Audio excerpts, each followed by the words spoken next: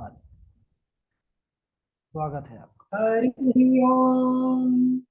स्वस्तिक श्री गणेशाय नमः। अस्मद्गुरुभ्यो नमः। अस्मद् सर्वगुरुभ्यो नमः। श्री राधा कृष्णाभ्यां नमः। श्रीमते रामानुजाय नमः। लंबोदरं परम सुंदरमेकदंतं पीतांबरं त्रिनयनं लंबोदरम परम सुंदर मेघदंतम। इसमें तो अंजनानंदनम वीरम जानकी शोकनाशनम कपीचमच्छम तारम वंदे लंका भयंकरम। मूकं करोति वाचालं पंगुं लंघते गिरं यत्कृपातमहं वन्दे परमानन्दमाधवम्। करचरणकृतं वा कायजं कर्मजं वा श्रवणनयनं जं वा मानसं वा पराधं वा विहितं विहितं वा सर्वमेतत्क्षमस्व। जय जय करुणाब्धे श्री महादेव शंभो। गंगा तरंग रमणीय जटा कलापम गौरी निरंतर विभूषित भाम भागम। नारायण पतिं नग्न मदापहारम वाराणसी पुरपतिं भज विश्वनाथम। सानंदम आनंदम बने वसंतम आनंद कंदम हतपाप वृंदम वाराणसी नाथ मनाथ नाथम। श्री विश्वनाथम शरणं प्रपद्ये। सच्चिदानंद रूपाय भक्तानुग्रहकारिणे माया निर्मित विश्वेश्वाय महेश्वराय नमो नमः। महेश्वराय नमो नमः। भक्ति भक्त भगवंत गुरु चतुर नाम वपु एक। इनके पद वंदन किए नासत विघ्ने अनेक। समस्त भूतादि के चरणों में सिया राम में सब जग जानी। करहूं प्रणाम जोर जुग पानी। बोलिए शिव महापुराण की जय। व्यास जी भगवान की जय। आइए अपनी वाणी को पवित्र करते हुए एक भजन के साथ में शुरू करते हैं। राधा नंद किशोर भजो रे मने राधा नंद किशोर। राधा नंद किशोर भजो रे मने राधा नंद किशोर। नंद बाबा के अंगना में खेलत नंद बाबा के अंगना में खेलत राधा माखन चोर। भजो रे मने भजो रे मने राधा नंद किशोर। राधा नंद किशोर भजो रे मने राधा नंद किशोर। अगर नाथ का नाम दया निधि है तो दया भी करेंगे कभी न कभी। अगर नाथ का नाम दया निधि है तो दया भी करेंगे कभी न कभी। बोलिए शिव महापुराण की जय। शिवा शिव भगवान के चरणों में दास का कोटि कोटि प्रणाम। आइए कल के वक्तव्य में आपने सुना जालंधर वध की कथा।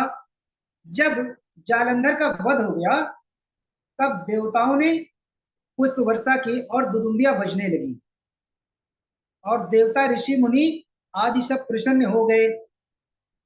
इसके बाद सनत कुमार जी कहते हैं व्यास जी महाराज से, क्या कहते हैं कि प्रभु ये जालंधर भगवान ने इसे क्यों मारा। ये तो भगवान का ही अनन्य भक्त था। तो देवता भगवान शिव कहते हैं देवताओं ये मैंने जालंधर को तुम्हारे लिए नहीं मारा है, ये तो मेरा ही अंश था। तब अब देवता लोग प्रसन्न होकर अपने अपने लोक को चले जाते। इसके बाद भगवान शिव जो है अंतर ध्यान हो जाते। इसके बाद देवता आदि ऋषि जो है शिव जी के पास जाते हैं और कहते हैं, प्रभु भगवान नारायण तो वहीं जहां पे ब्रह्मा ने अपना शरीर त्यागा था उसकी चिता की राख को लपेटे हुए पागलों की तरह घूम रहे हैं और प्रभु अपनी सुध बुध खो गए हैं, कृपा करिए। तब भगवान शिव कहते हैं कि हे देवताओं, इस जगत की जो प्रकृति है, जो शिवा है, वो मेरी ही शक्ति है और आप उनसे ही विनती करिए। उमाख्यात उमाख्या सा महादेवी त्रिदेवी जय जननी परा मूल प्रकृति राख्याता सुरामा गिराज गिरजात्मिका। देखिए एक उदाहरण से समझते हैं। पहले हमारे मन में भी तमाम तरीके के संशय और भ्रांतियां हो जाए कि कहीं कहीं पे ये पाया गया है कि जगत जननी त्रिदेवों की ही माता है और कहीं कहीं ये लिखा है कि शिवा और शिव ही इस सृष्टि की रचना करते हैं। लेकिन ये शिव महापुराण एक ऐसा है कि हमारे मन में जितने भी ये संशय और समस्या होती है, यानी कथाओं को लेकर, उनका हल शिव महापुराण में दिया हुआ है। और शिव महापुराण को अगर बीच से सुनेंगे तो समझ में नहीं आएगा। यानी शिव महापुराण की 9 दिन या 7 दिन या 11 दिन की कथा में पहले दिन से आप संकल्प करके बैठते हैं तो ही शिव महापुराण के रहस्य और भगवान की भक्ति प्रदान होगी। शिव जी कहते हैं, जो मूल प्रकृति के नाम से विख्यात विख्यात है वही शिवा है और कहते हैं यह संसार की उत्पत्ति पालन और संहार की भी देवी है, उद्भव स्थित संहार कारिणी। ये बाबा शिव ने खुद माता जगदम्बिका मार्कंडे पुराण में दुर्गा सप्तशती में एक श्लोक आता है और कहते हैं, यदि देवी आपकी स्थिति और आपके जब तब से प्रसन्न हो जाएंगी तो देवताओं आपका कल्याण होगा। उसी समय आकाशवाणी होती है और आकाशवाणी क्या कहती है, अमेव त्रिद्या भिन्ना तिष्ठाम त्रिविधा गुणैः गौरी लक्ष्मी सुरा ज्योति रजा सत्व तमो गुणैः। 3 गुण उत्पन्न हुए। कौन से 3 गुण? रजोगुण, सतोगुण और तमोगुण। रजोगुण से माता गौरी यानी पार्वती कह सकते हैं और सतोगुण से साक्षात माता लक्ष्मी और तमोगुण से सुरा ज्योति के रूप में उत्पन्न हुई यानी चंडी के रूप में उत्पन्न हुई। ये कह सकते हैं सरस्वती, लक्ष्मी और काली के रूप में तीनों देवियां प्रकट हुई। ये 3 गुणों वाली, कहने में तो ये दिखने में तो अलग अलग है, कहने में अलग अलग है, लेकिन ये एक ही है।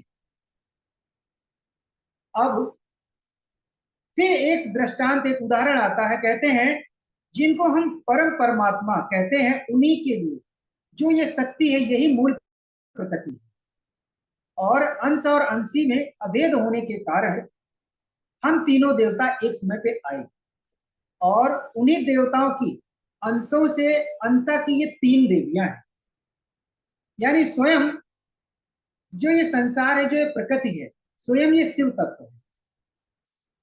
और अभी अभी हम लोगों ने अर्धनारीश्वर के बारे में कथा सुना और वहां से बिल्कुल ये कथा बिल्कुल क्लियर हो जाती है कि कथा क्या कह रही है। इसके बाद तीनों देवियों ने अपने हाथ से देवताओं को बीज दिया। और क्या बीज दिया? धात्री ने बीज दिया, मालती और तुलसी। देखिए, लक्ष्मी के बीज से मालती प्रकट हुई और विधात्री के बीज से सरस्वती यानी धात्री भी कह सकते, और गौरी के बीज से स्वयं माता तुलसी प्रकट। देवी ने कहा, यानी शक्ति स्वरूपा माता भगवती, माता जगदम्बा, माता पार्वती कह रही हैं कि देवताओं, जहां पे विष्णु जी वृंदा की चिता की राख लपेटे हुए बैठे हुए हैं, इन बीजों को वहीं पे बो दीजिएगा।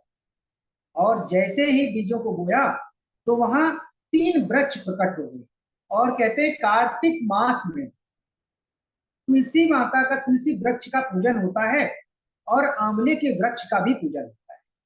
इन दिनों वहां पे जो तुलसी विवाह करता है और आंवले के वृक्ष के नीचे भोजन बना के परिवार समेत खाता है, कई पुण्य इकट्ठे होते हैं, तब ये कार्य होता और सुख शांति आपके जीवन में आती है। यही प्रेम का भाव है। अब कहते हैं इसके बाद वृंदा के साथ में जब भगवान चेतना अवस्था में आते हैं तो वृंदा के साथ में वैकुंठ लोक चले जाते हैं। बोलिए शिव महापुराण की जय। अब यहां से कथा आती है शंखचूड़। ये शंखचूड़ कौन था? ये कथा द्वापर की है। सनत कुमार जी बोले, हे व्यास जी, विधाता यानी ब्रह्मा जी को ही विधाता कहते हैं। ब्रह्मा जी के पुत्र मारीची और मारीची से कश्यप, और कश्यप जी बड़े ही धर्मात्मा और पिता की आज्ञा का पालन करने वाले, और इन्होंने ही आगे संतति सृष्टि